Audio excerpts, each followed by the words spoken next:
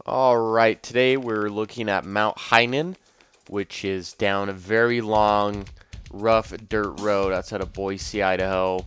And here we are at the quote-unquote trailhead. It's not much of that. You kind of have to just park in the grass. But once you do get to this area, this is where the trail starts. A sheep herder was just walking by with all his horses. Cool guy. Here we are going on the trail, and this hike starts extremely steep. The first mile is just pure uphill, super sandy. This helicopter is flying by to see if I would make it or not, and I did. But yeah, the first slog is just brutal, and you think once you get on the ridge it'll kind of level out a little bit, and it does for a couple of sections, but it's pretty much steep the whole way up. Here's a couple Lewis woodpeckers just getting it done.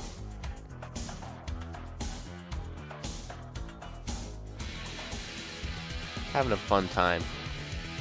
But there's a couple spots where you get shade, but mostly it's out in this open sagebrush type stuff. You can kind of see the ridge goes up and down, so you do lose and gain elevation, which is really annoying. And it seems like you're not really making much progress. Some more helicopters flying by, I didn't really get them. That's where we need to go, and by this point I was pretty tired and hot, but it just keeps going out on this exposed ridge line. Eventually we get to the actual peak here. It took me probably like 3 hours to get to this point. So you got some pretty good views of the Sawtooth and the other mountains around. There's a couple other roads that connect into this general area from Idaho City and like Boise area and over by the reservoir. So hypothetically, you could probably drive a little closer here than that official trailhead. The view into Lucky Peak and the town. But not too many trees. Here's the cool little signs you can take a photo op. Someone left the trail register here. It's just full of just random stuff. You can sign your name. Someone came here today and yesterday. So it's obviously a pretty popular hike. I only saw one other group though, and that was probably the one that signed their name. Little sign you can hold up. Someone left some hot sauce in there too.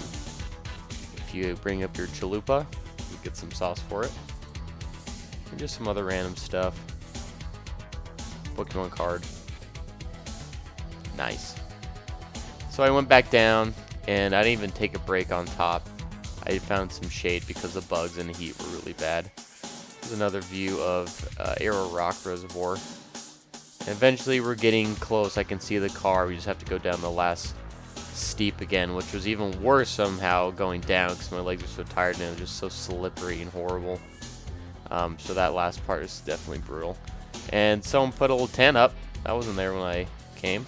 And here we are back at the truck after a very hot and long hike. So I rate these hikes giving 3 criteria: solitude, scenery, and difficulty. Solitude is how many people are hiking with you, scenery are the good views, and difficulty is how hard the hike is. So for solitude, I'd probably give it a 7. It's kind of hard to say because I came on a Monday, but this is part of the Grand Slam challenge, so obviously people want to get this off their bucket list. It's probably a lot busier on the weekend, but it is so long that you probably won't see groups the whole time, just because it'll be spread out. So 7. Scenery is also a 7.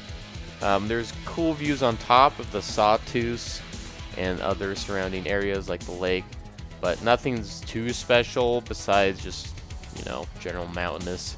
It's just kind of sagebrushy. Solid 7. Difficulty, I'd give it an 8. I'd probably give it an 8.5, maybe a 9 in the summer, just because I know it'd be so brutal in the heat because there's just no shade and it's just unrelenting steepness. So it's definitely hard because it's steep, no shade, just brutal and long. It's about 10-ish miles. So not an easy one. If you like this video, clap your toes together and have a nice day. Bye.